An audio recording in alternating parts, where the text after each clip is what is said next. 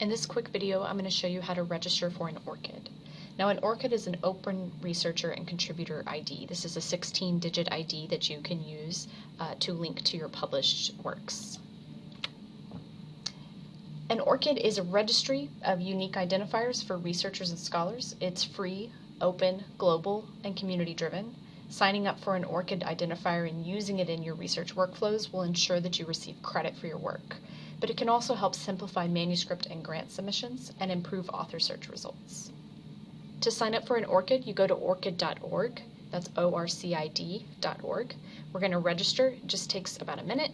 We're going to add in our information, and then we're going to talk a little bit about how to use your ORCiD ID. Now, to register, you just click here, and you fill in the form.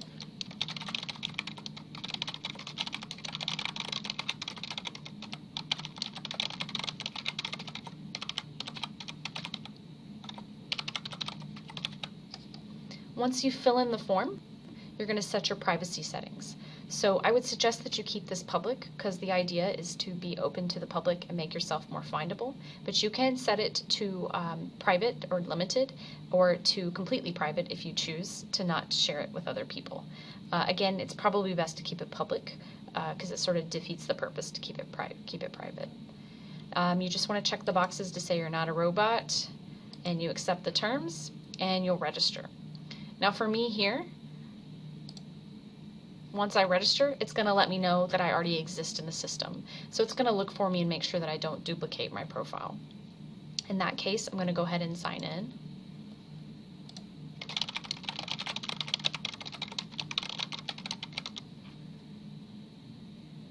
Once you sign in to ORCiD, you'll see it's pretty simple, straightforward to use. You want to add in your education, all of your education as you go. You can add it in manually here. Of course, you want to update this as you add more degrees.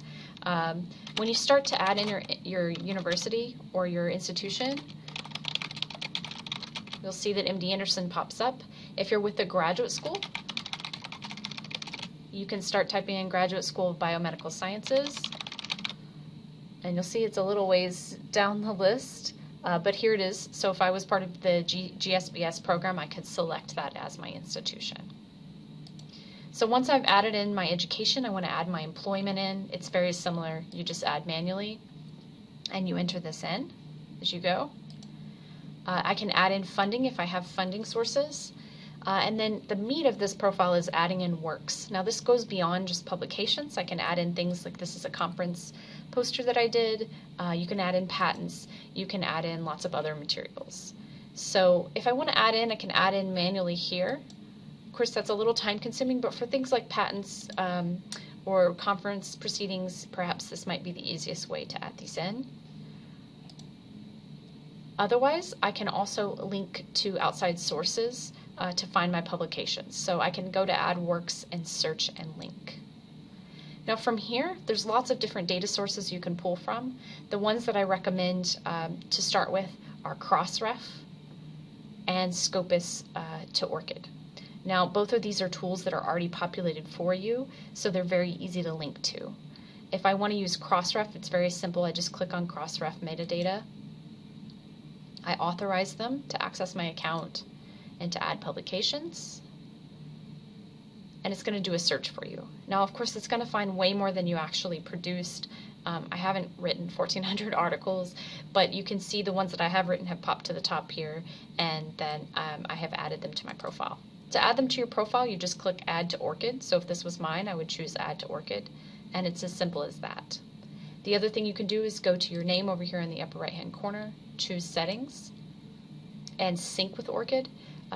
One of the advantages to this is that it will sync back to your ORCiD account, but it will also notify you through email if there is additional publications that have come out that they think might be yours. The other tool that's important to use for us, especially in medicine and sciences, is Scopus. So if I click Scopus to ORCiD, it's going to link me to Scopus. The first thing it'll do, it's going to take me through several steps, but the first thing is it's going to ask me for my profile. If your name is a little bit more common, there may be 5, 6, 10 profiles that pop up here. And this is one of those author ambiguity issues. We sometimes have similar names. Luckily, my name is pretty unique, so I can select this box and choose Next, and go through the following steps. It's very straightforward. They just want you to review your publications and check the ones that are yours, as you can see that I've already done. You can choose Next. I'm going to review them again. I'm going to send my author ID by including my email address. It will connect to my ORCiD account. And then finally, I'm going to send my publication list to ORCiD. Now this will link back up to my ORCiD account so I can see the publications as they come through. Just to review, to build your profile, you want to take 3 different steps. You want to register for ORCiD, you want to complete your profile, and you want to be sure to go in and update your profile, because it's no good if someone's Googling you and they find your profile and it's not up to date. So be sure to go through it again and update your profile. Some of the ways that you can use your ORCiD ID, again, it's just a 16-digit identifier, is you can add it to your email signature, you can add it to a personal website or blog, you can put it on your resume, and of course you can link it to your Scopus profile. If you have any questions about how to take any of these steps or use ORCiD, you can contact the Research Medical Library at 22282 or at rml-help@mdanderson.org.